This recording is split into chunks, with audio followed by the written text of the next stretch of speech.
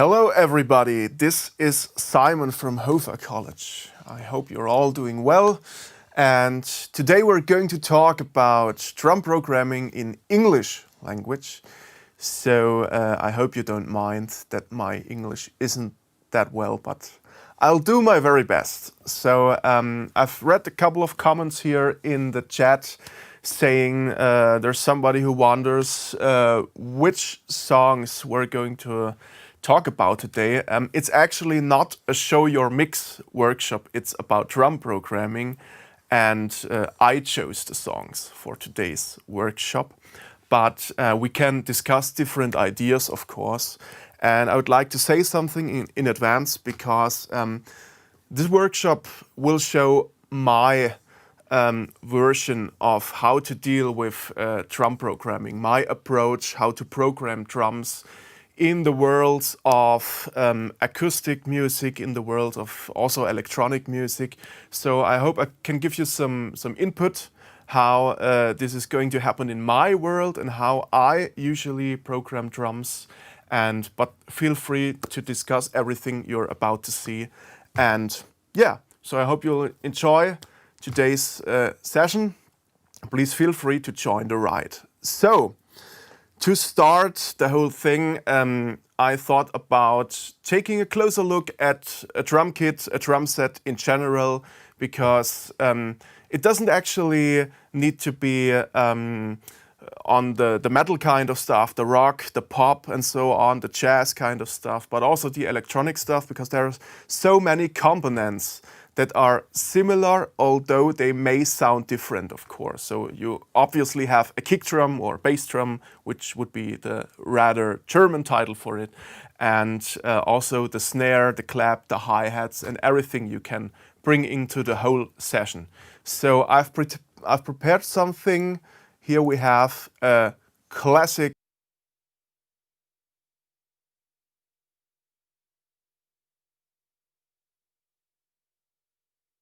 obviously, I think it might be good to have a closer look in advance before we dive into the material itself. So we have the kick drum here, which is the big drum, maybe one, if not the one component that we have to take a look at when we program drums, and also when we talk about arrangements and everything that has to do with drums and percussion, of course. The bass drum is usually a big part of it, as well as the snare drum, as well as the hi-hat, of course. The hi-hat consists of two cymbals, which are very close to each other, and there's a foot pedal that can change the sound and change the motion that's going on, because you can have a closed hi-hat, you can also have an open hi-hat, you can have a half open hi-hat, you can also just press the foot pedal and you will have a way lighter sound than if you would hit it with a stick. So it's really different, and the approach for programming hi-hat isn't that easy actually, but we'll talk about this in a nutshell later. So besides the bass drum or kick drum, the snare drum, the hi-hat, we obviously have some other drum components, which are the rack toms over here. Usually we have 12-inch or 14-inch, but they can also range from 8 to 10 to 12 to 14 to 16 and so on, until we reach the floor toms. These are the classical components of drum kit basically. And in addition, it's really not some kind of standard, but obviously almost every drummer has some cymbals, more or less. Maybe that the jazz kind of guy may have only one or two cymbals, like a right cymbal to get along with the beat, or a crash cymbal to bring in some accents. Or if we take the modern metal drummer who tends to have up to 20 cymbals of different sizes, everything is possible. So yeah, obviously we have a right cymbal on the right, and here it is a crash cymbal, but we can have a lot of more cymbals, of course, depending on the music you would like to do, depending on the kit you would like to use for your programming. And yeah, I think we'll use some different kits today, and let's see how they sound like. So let's go to the next pick. Here is it once again.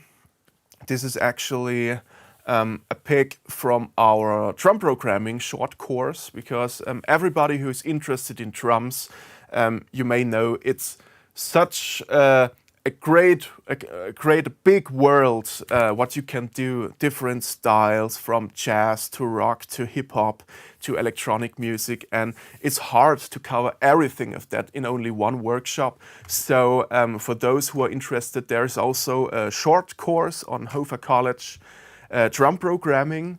This one is also available in English language and is a part of our audio engineering diploma.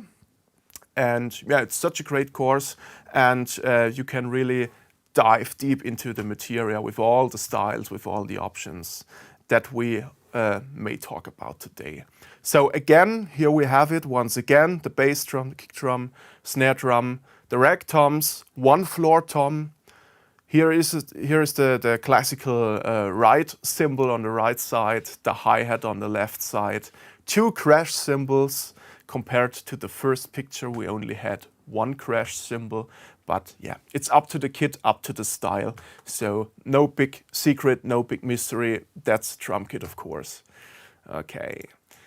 So another important thing that I thought about mentioning before we hit the road with all the drum programming and everything that's going on is the mapping, because it doesn't really matter which software you use. You can use freeware, you can use quite expensive software, of course, by many manufacturers that are on the market.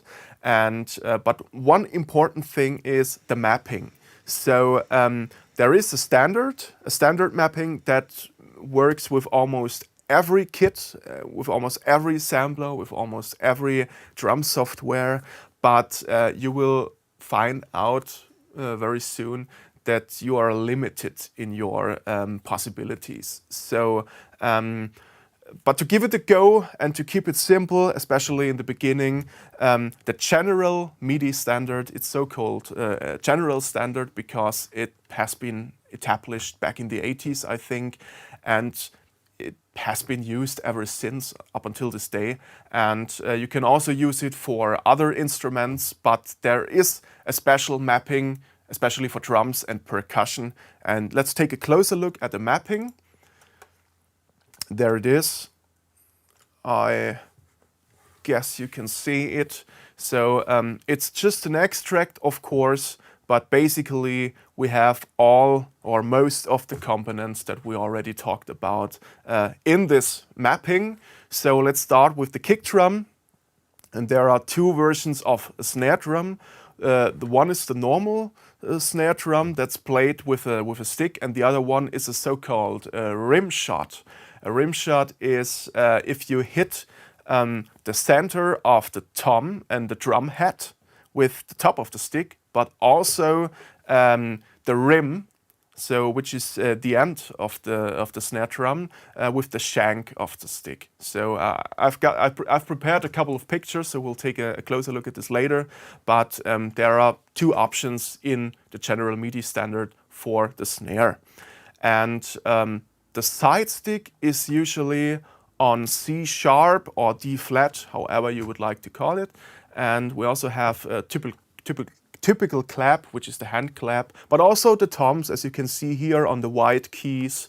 The hi-hat is rather based on the black keys, as we have the closed hi-hat, the hi-hat played by the foot pedal, opening the two cymbals and closing it together again, and the open hi-hat, which is a version of an open hi-hat with the two cymbals are being close to each other, and then you hit them with a drumstick. But also there are some crash cymbals, some ride cymbals. The ride cymbal is something special as well. So because we have the ride with also different options to be played. We have the classical stroke, but we also can play the bell of the ride. We'll take a look at this later. And also you could use it as a crash cymbal to put in some accents and stuff like that. So it's actually up to you how you would like to use it. So we have the usual ride here, the ride, I think this is the crash ride, this is the usual ride, and here we have the ride bell, and yeah, many things to come. So this is actually the general Midi standard that we would like to use in our very first examples. So let's dive into the whole material, I think. I've prepared something for today. So let's close this little thing here. All right. We have somebody helping us in our approach today. This is a virtual version of myself way back in 2017 when I used to have long hair, and my band and I got together and we did some videos, and I thought about bringing them into the drum programming session for today because in my opinion, I can talk a lot about drums in general and about drum programming, but I think it's easier to see what an actual drummer does instead of only hearing what he does. So let's take an example. Here we have Cubase. I usually use Cubase for programming, but you can use almost every other DAW as well. It's really up to you. Also on the Mac, because Logic, for example, has a very great drumming software and a very great intelligent drummer. I think it's called the drummer, and what he does on Scratch is really great. So you just have to use the loops and bring it all into the size you would like to use it, and that's really great. But I'm more of a Cubase guy, and yeah, let's take a look what's actually happening here. There he is, our virtual drummer for today. Of course, I didn't play drums for all the songs we're going to hear today, but I would like to talk about a few techniques and playing styles that are, as I think, very important for drum programming. For example, ghost notes, or bringing in some different rolls or hi-hat styles. And yeah, that's actually my approach. So let's take a look if everything works.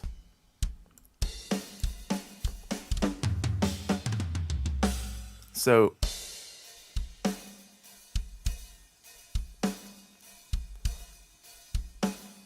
I would say we've passed the test quite well. So the video is working so far. And let's jump to a section where I did something on the snare.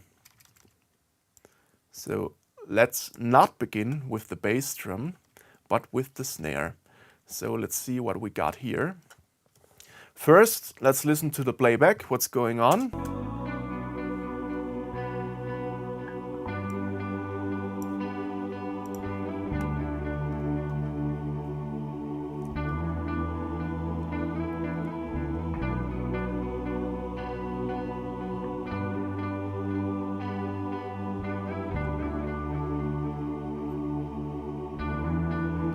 And so it goes. Very mellow, very atmospheric kind of stuff, like the guitars with the delays and also the choir coming in. And there is a section that I thought about using maybe some rolls on the snare, and that sounds like that.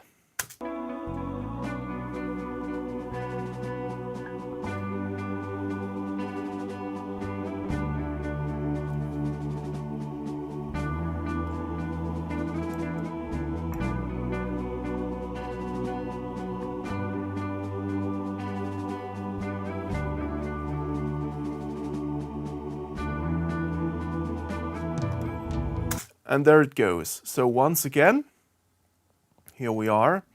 Take a look what's going on, and then we'll try to give it a shot and program the whole thing.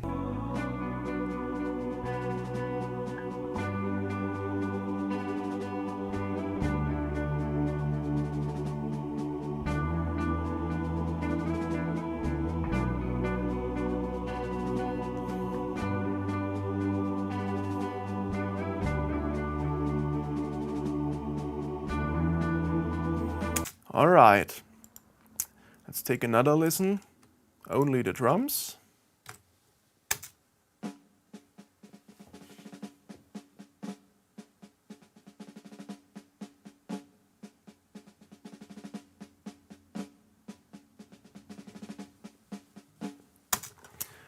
It seems kinda easy, but it's actually far from being easy if you like to program it, because there's little things going on that I would like to show you. I've already prepared some kind of programming to save a little bit of time. So let's take the Superior Drummer 3. I've been a tune track guy ever since, starting with the Easy Drummer, Superior Drummer, and now it's Superior Drummer 3. I'm not so really familiar with all the options that you can do, because I'm more a musical kind of guy and less of a technical kind of guy. But I think Superior Drummer sounds amazing, and there are so many options that you can use for your productions. And I thought about, okay, let's give it a try. And one thing that's important is the grid. Before we dive into the fields of drum programming, we should take a look at the grid, because in this case we don't have a classic 4/4, we have a 6/8, or I think it's a 3/4 in this time. You can either do it as a 3/4 or a 6/8, but I think in this example I chose to have the 3/4. Let's take a look. I activate the click.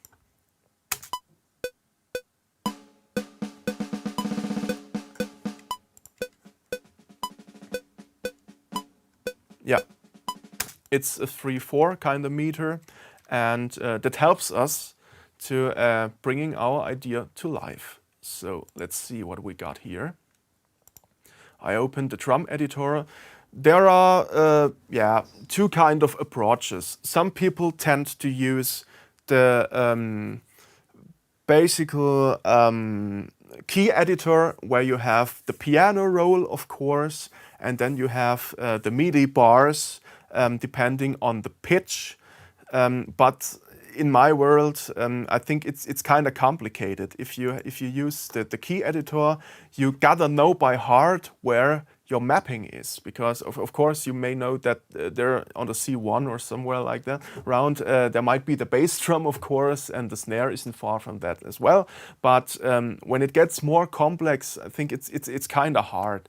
And especially Cubase has a special drum editor, which looks like that. So we have all the components which are in the general Midi map. This is the general Midi standard that we talked about before. It's a great list. So you can start from the C1. Here's the pitch, and let's see where is the octave.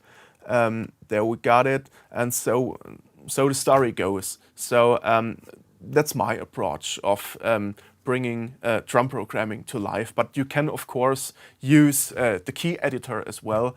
It also depends on your DAW if you can use this kind of editor. And there is also some software like Superior Drummer 3, who has its own grid editor, and it's kind of similar to the Cubase one. And we can take a look at this later on as well. But now let's take a look at the programming. I've prepared something. This is in meter 3/4. If we go to this, we can see it. All right, here they are. 1, 2, 3, and then another bar starts all over again. So let's take a look at this. All right, I would say it's almost done, especially the rolls. If we take a look at them, you can see that we have way smaller time signatures here.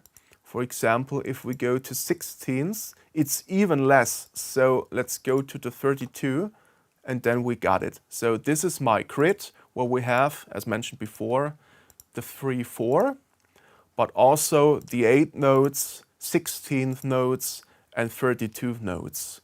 So again, that you believe what I'm saying here. This is our grid for this little example. All right, so this is just 2 bars actually, and they're going to repeat themselves. So, but there are a few things I would like to say, because all of them have the same velocity, obviously. You can see it here. The velocity is, in simple words, how hard you hit a drum, like the snare drum. The velocity is not equal the loudness, the volume.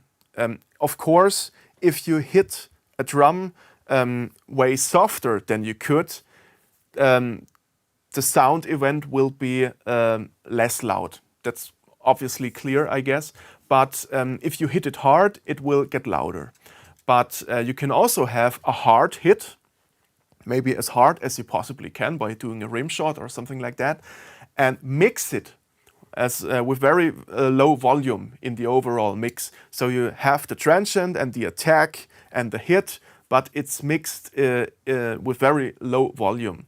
So velocity is not equal to the actual volume, but it goes hand in hand with it.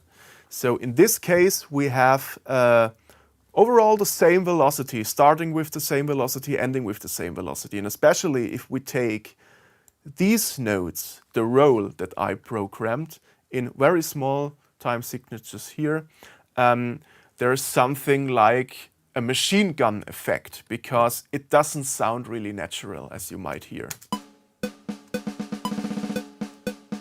All right, so maybe we can just duplicate this part. There we go. So, once again.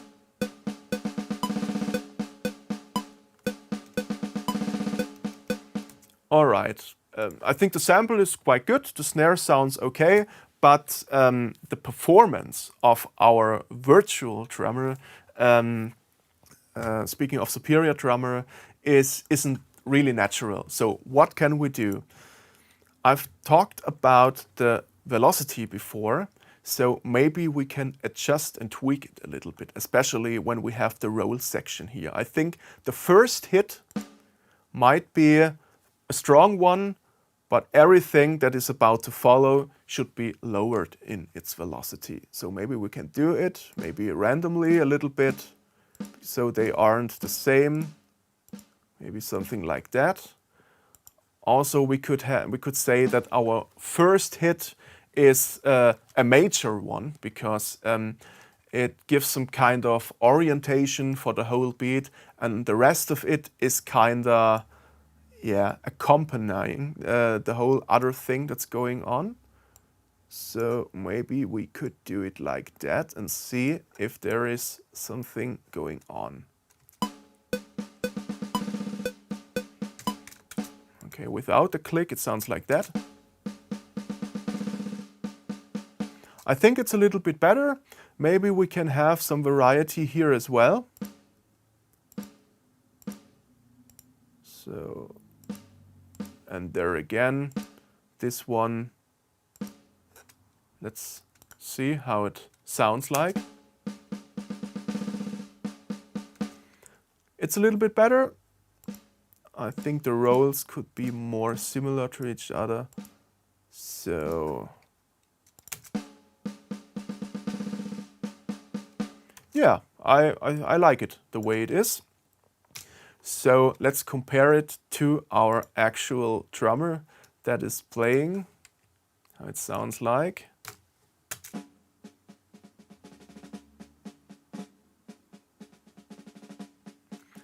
We can see that he even gets louder, and yeah, so we should bring this in if we would like to yeah, do a replication of this, what's going on. And there's another thing that we'll take a look at soon. So maybe, okay, drum editor. Okay, so maybe we can do it like that. Here we are.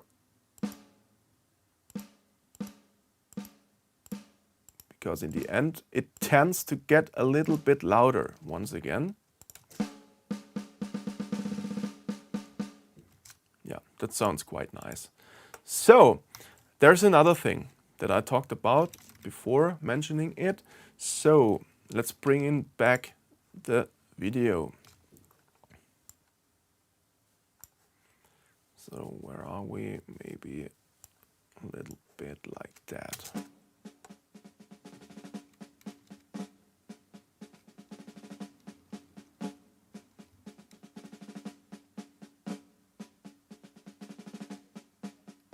And there it goes. As you may see, the first major hit is done by 2 sticks. So there is some kind of flam, because there is a little delay, because the second hit comes a little bit sometime after the first hit, and that's called a flame. And yeah, we can also program it. So if we have 2 hits, we can go into the drum programming and bring in some other note. There we are. Drum editor. So for this, I disable the grid for a little second, and then I could do it like that. So maybe the first one with an emphasis and the other one a little bit softer. That didn't do the trick yet. So maybe, how does that sound? Yeah, there we got it. It's still a bit too much of delay, so let's do it like that. Yeah, I think that works.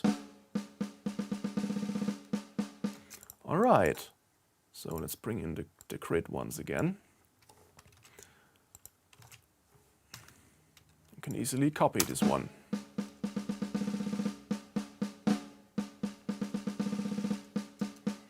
So we changed the velocity. We've added something like the first hit, which is a double stroke done by the 2 sticks, and therefore, yeah, we actually brought a little bit of life into the whole thing, like a real drummer would do it in this case, instead of just having a roll with all the same velocity values, which is quite important. So there was something about the cam. So are you guys able to see the cam? So let's do it all over again. Maybe like that. Can also maximize. All right.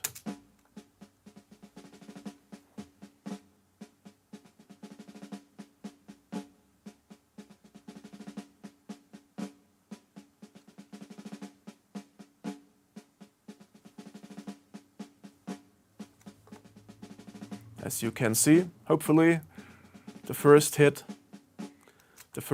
is a double stroke. DAW volume a bit more. Yeah, that's no problem. We can do that, of course. Okay, so where are we?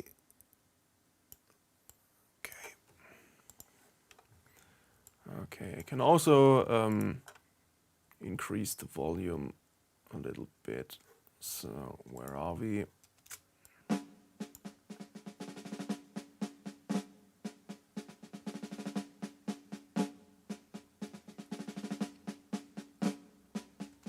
Is everyone able to see the actual video and what's going on and hearing the stuff? So maybe a quick yes would be sufficient here. So I hope this works.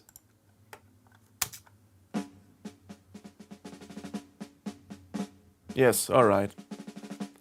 Okay, I will try to have the video in the upper left corner, so it works. Okay, cool.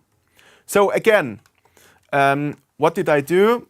I focused on what's actually going on, because the first major hit was done by 2 sticks with a little flam, with a little delay, and the velocity of the single strokes is quite important, especially if we have a roll that they aren't the same, because when I do a roll on the snare, the hits aren't the volume of the hits aren't equal to each other, because I use the rebound of the drum head. If I hit the drum head, there is a rebound effect, and I also use it when I do rolls, and we have to keep that in mind, so that the velocity has a little bit of variation to bring in some more life, some more atmosphere, especially in this little part. Lower right corner. There's actually no rule. It depends on the drummer. In this special case, it's something that I thought is cool. So I did it. But you can also leave it out. You can just do it by a single stroke. There's no problem. It doesn't need to be a double stroke with a little delay, with a little phlegm. I thought about it's really cool. And we also take a closer look at this, how you can do it for toms in the second part of this workshop, because I prepared a whole drum programming for a friend of mine who plays in a band. He did some recording and sent it over to me. Oh, maybe you can use it. How about doing a drum programming? So I thought, oh, that might be interesting for today's workshop. And I already did some things that we can discuss together.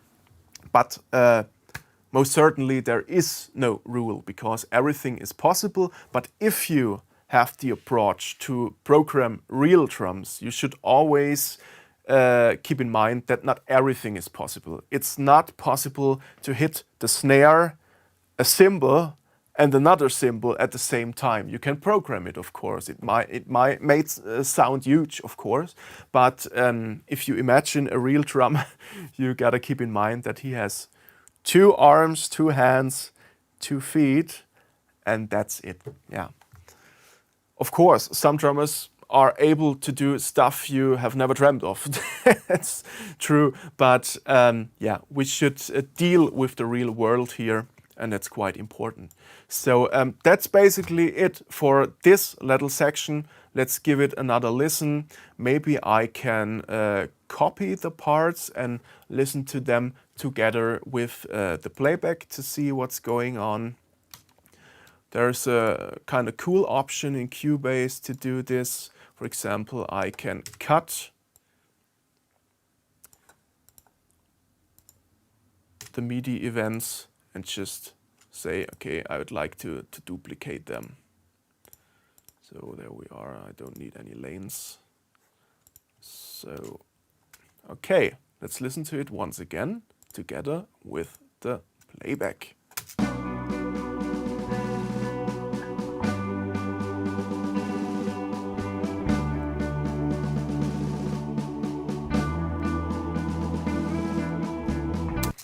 And there he goes.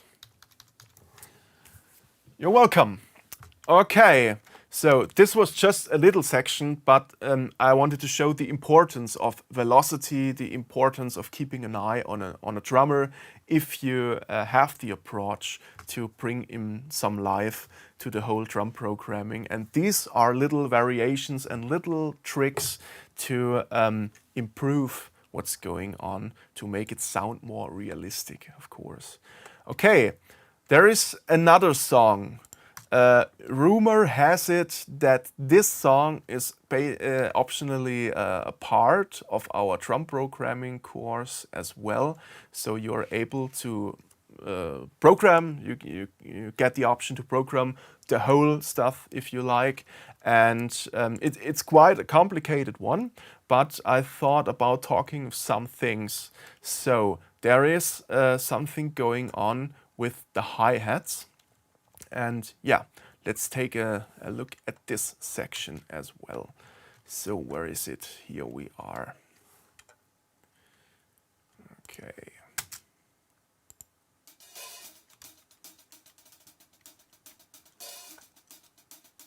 Okay, again with the video. It might be a little bit easier. Okay. Starting from here. Okay. I hope you can see it. This is something, and this is something that's happening on the hi-hat.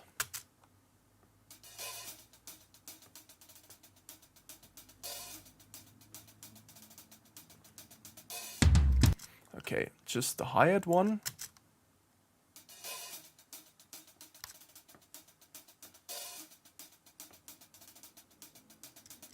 Okay, speaking of technique and style, we have the hi-hat doing also something like a roll, some double strokes going on, but it also opens at one point and closes back, gets back together to where it was. And yeah, there's some motion going on, and same here, same kind of rule.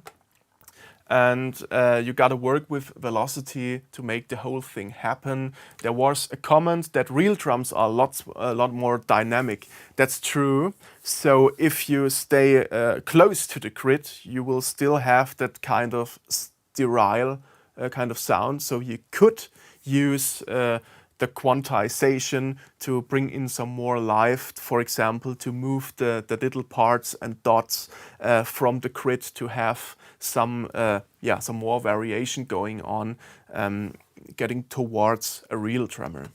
We can do that, of course. That's no problem. So there are no limits, especially when it's about real drums. So let's take a look what's going on here. I think it's starting around here. So my programming was done a little bit too early, but that's no problem. Let's see where we are. 471. Okay. Let's dive in to this little section as well. 471. Okay. Solo the whole thing.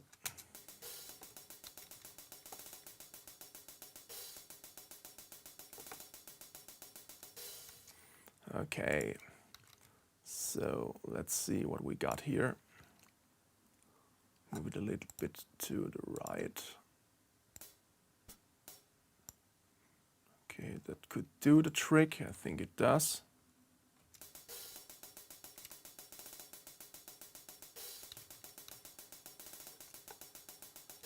Okay, once again, let's take a comparison to the real drums of our real drummer that has joined us today.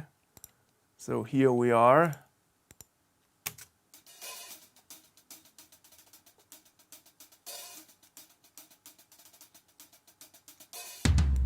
Okay, once again.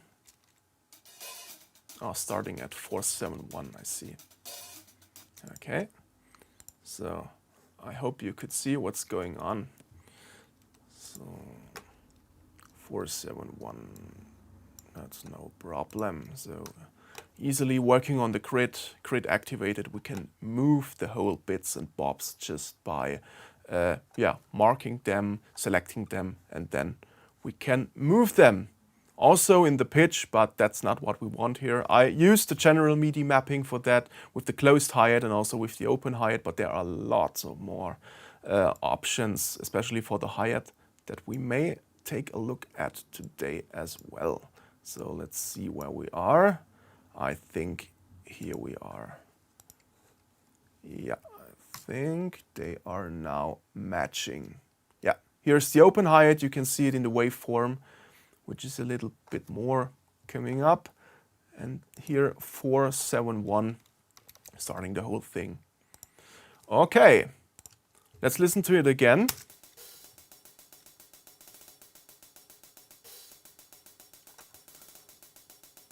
Sounds very sterile because we have the same velocity values as well. So what I'm gonna do is I take a look. Okay, here is the open hi-hat, and here are 2 hits. So maybe we can bring in some variety here, and then take this little section and do something like that. Especially for the rolls and for the double strokes that are here. So let's see what's happening. Oh, it's not the real deal because we remember what's going on in the real world, it's usually the first hit that has some kind of accent going on, and the following ones are less important. So maybe we can do it like that we take the first hit, increase the velocity, and then we go back with the following ones to a lower value. So I do this every third hit, maybe like this. Let's see how it goes. Yeah, it's better. It's still not perfect, but maybe we can bring in some more life to the whole thing. So yeah, compared to the other section, which is kind of sterile, very mechanical, I think we done a good job here so far. Yeah. So again, here, same procedure. Maybe something like that we have a louder hit in between. So let's see. Oh, that sounds interesting as well. It wasn't what I had in mind, of course, but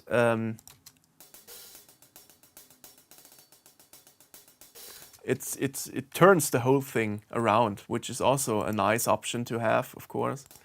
But yeah, it's really up to you. So you can focus on different things if you would like to have something like a turning point, or something like a new idea, or just bring in some more variety, so it's not always the same pattern, which is quite important for the hi-hat as well if you program real drums.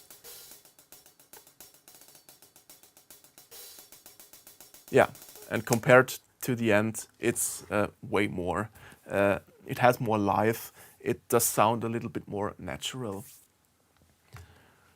All right, so just two examples that I would like to show at this point for real drums, because I think everybody might be able to come up with a standard beat with bass drum, with snare, with hi-hats, something like that, of course.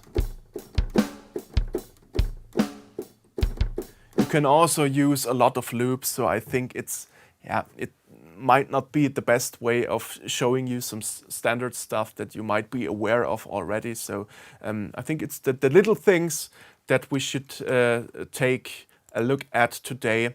And that's it for the real world now. There is a question from Peppermind. If you use quantization, which is possible, of course, you can do a lot of things, because if you have a real drummer, he might stay very tight to the grid, but there is an option that he's a little bit running out of time, that he is too fast or that he is too slow. And in some styles and some kind of approaches, this might be very helpful to have this kind of feeling, and you can do it by using quantization. I can show you just as a little example what we could do here. So here is our example. Okay, for example, if we take this, let's maybe take just the first one, and then we could use the quantization, which is straight to the grid right at the moment. But if I say, okay, I would like to randomize the whole stuff a little bit, to use the humanize function, for example, that every few ticks there is something going on. Maybe let's take a 16th in this, or a 32, or maybe, yeah, 32 should be great. And then we could randomize the whole thing a little bit, and let's see what's happening. Take a look at the drum events. They are straight to the grid, straight on the grid. And when I now click on the button Apply Quantize with maybe 9 ticks of an offset, you will see that they've moved a little bit. Yeah, it might not be the best option to use the 34, maybe even the 64. So we have a little bit more or less in this case of time signatures.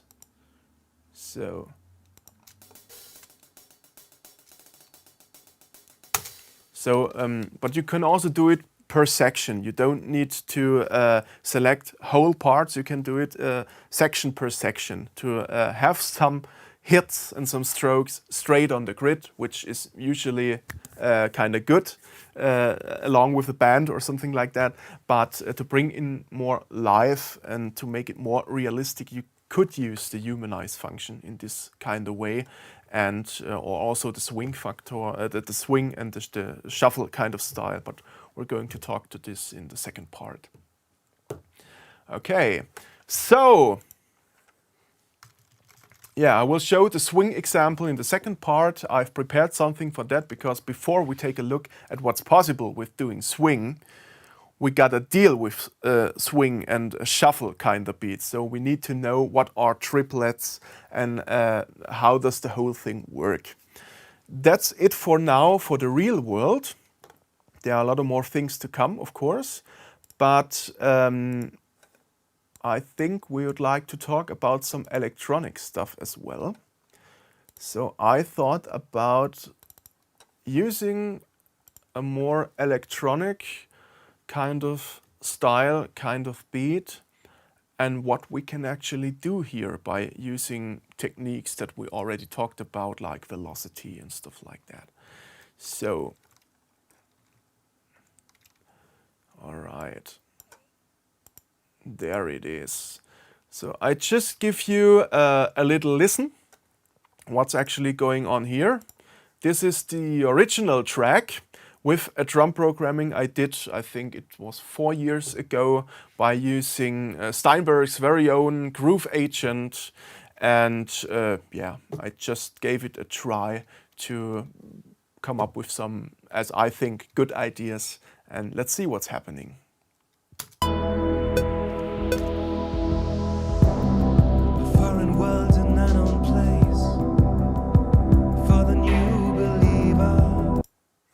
That's all right.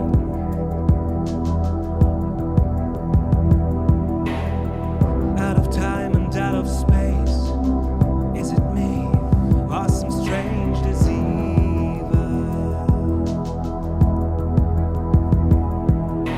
Lost in thoughts of what has been, where I belong and where I'm in, but not afraid, and let it all begin.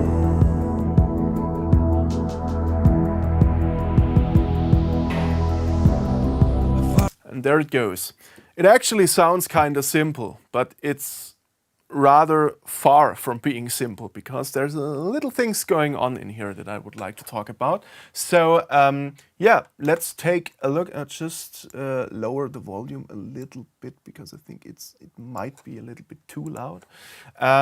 Let's take a look at the drums. It's a WAV file, because this is from a very old Cubase session by using 32-bit Cubase plugins, and I couldn't recall them. So I thought about, okay, let's redo it. So there are the drums.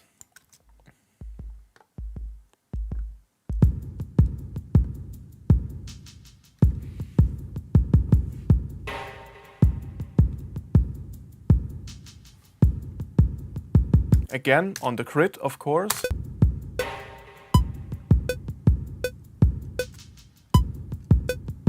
It's a straight beat, 4/4, 80 beats per minute.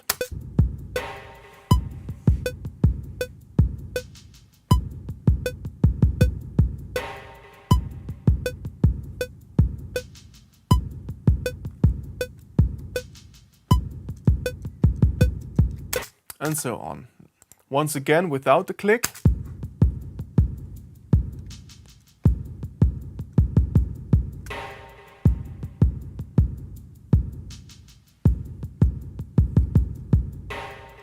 So little talk about what's going on here. Obviously, we have a main bass drum, which is responsible for the beat and for the main hits and kicks. But we also have some kind of delayed kind of bass drum on the left and on the right, like they're echoing to each other. And we have two different kind of snares. The first one is more like a clap that also has a delay on it. And the second one is really straight, but using some delay and some huge reverb. And all comes together by adding a little bit of a drive done by a shaker. So let's listen to it once again.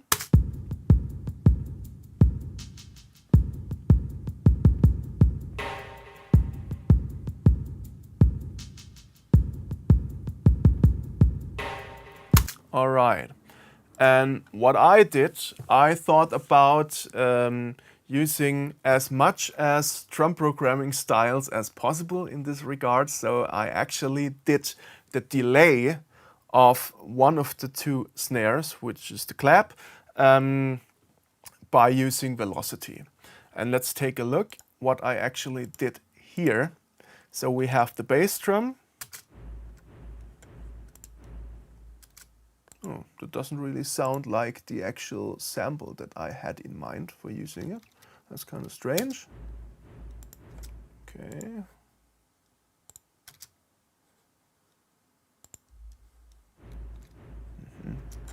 Interesting. How about the rest? Does it work? I wonder why it doesn't work. So, mute. Ah, there it is.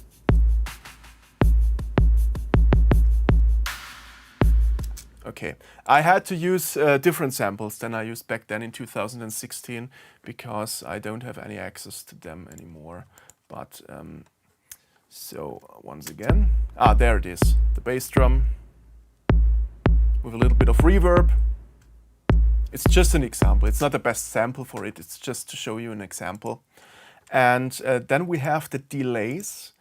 And I did them with another samples, and instead of using automation and panning, I just used the groove agent in this example once again, and did some panning and also lowering the levels, so it sounds like that.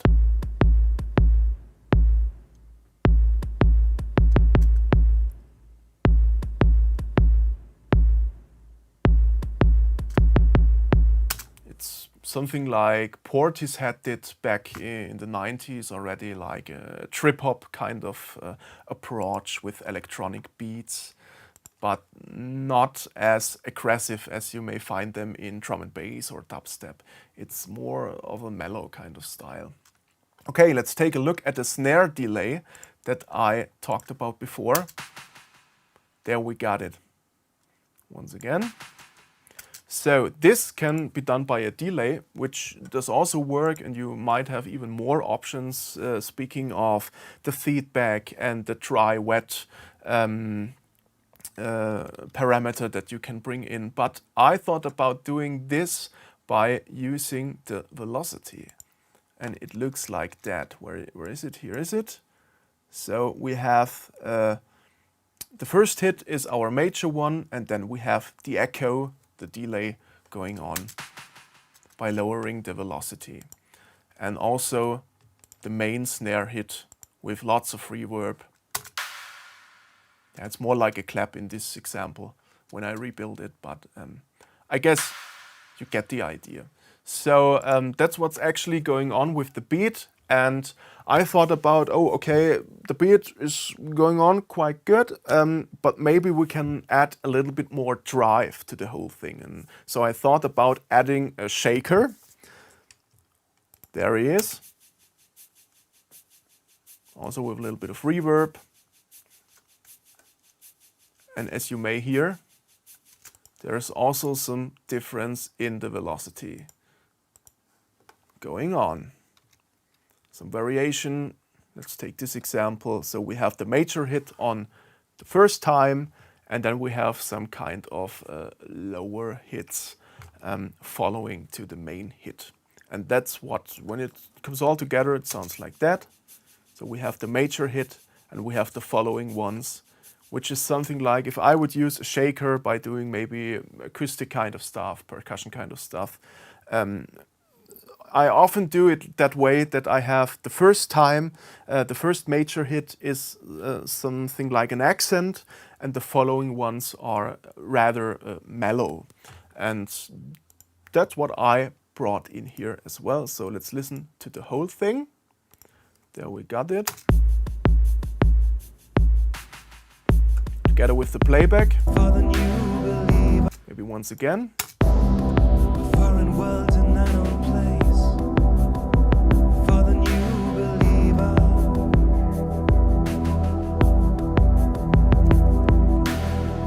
out of time and out of space. Is it me or Compared to the original one, I know it's different samples, of course, as I mentioned before, but just to show you what I actually did by bringing in some different bass drums. You can, of course, also do this by automation, for example, using an EQ automation on the bass drum with a little bit of a delay that comes into play on some parts of the song only. There are many things you can do, but I think it's kind of interesting to do it by programming the whole thing in Midi style, also with the delayed snare or the clap, with a little bit of variation in the velocity, so we have a programmed delay instead of adding an effect. So yeah, it was actually fun doing it, so that was my approach of that whole thing. All right, so are there any questions so far for part 1? We're reaching the end before we skip and move on with the second part that is available for our students in the online campus. And I've got a lot of more examples that we can talk about, of course. And yeah, so are there any questions? I've read a few things about swing and shuffle and using humanization, and there are a lot of things that you can do, bring in some variety to get a more realistic level of playing. And yeah, so I think there's a lot of great stuff to come, and we'll take a look at this in a second. So maybe we can switch to the video session once again. So there is another thing that we have 2 minutes left. So maybe we can talk about some ghost notes. Okay, here are the real drums again with the video.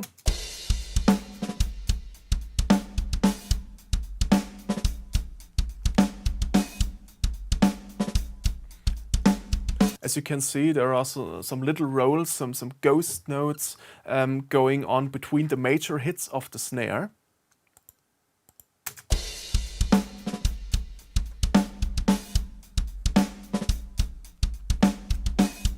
It's a very straight beat, but I think that the ghost notes and the rolls add a little bit of life to the whole thing, so it's not that sterile. And yeah, let's take a look what I actually did. I've prepared something just like before, but I didn't change anything with regard to the velocity. So maybe we can do it again in the last minute. Yeah. I think the rolls are very mechanical, so maybe we can lower them and also set the level a little bit different. Sounding way better. Usually if you have a roll and you use the rebound of a drum head, these strokes or ghost notes or whatever, they aren't equal in volume, so you can use them as some little kind of fades like I did here, that you have the first one, the first stroke, the first note of the roll, and then it goes down, especially if you have rolls. It sounds way better.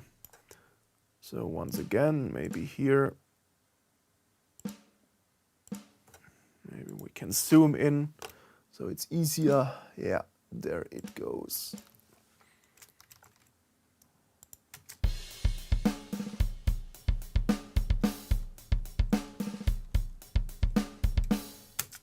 All right. What about mapping outputs superior drummer to channels of DAW? Yeah, we're going to talk about this in the second part because that's what I did in our major song for today that we're going to take a closer look at.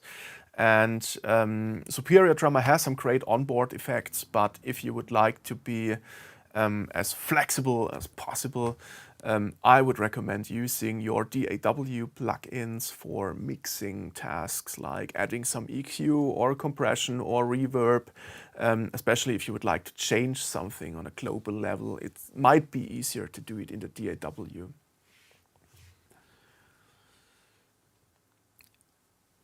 Yeah, of course. It's better if you put them on different tracks, especially for mixing purposes. That's quite clear.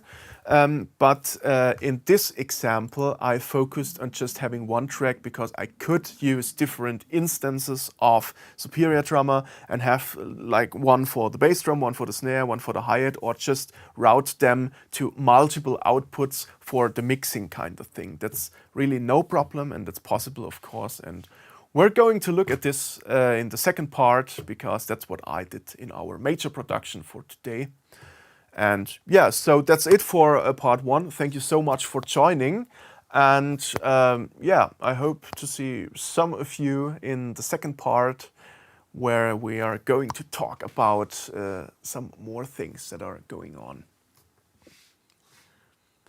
Ghost notes. Yeah, ghost notes are little examples by using the rebound of a drum head, like if you hit it, but then using the rebound and having some hits that are really low in volume, but bring in some more life to the whole thing. And that's something that's used in funk and also pop music a lot. It's less used in heavy metal, of course, but if you have jazz or funk or some styles like that, you usually have a drummer who does it to not only have the straight beat, but also some ghost notes that are like a ghost. They are there, but they don't play a major role, but they add some life to the whole thing and make it sound more realistic, adds some more drive. And yeah, that's actually what I did here when we recall the video. So you can say here,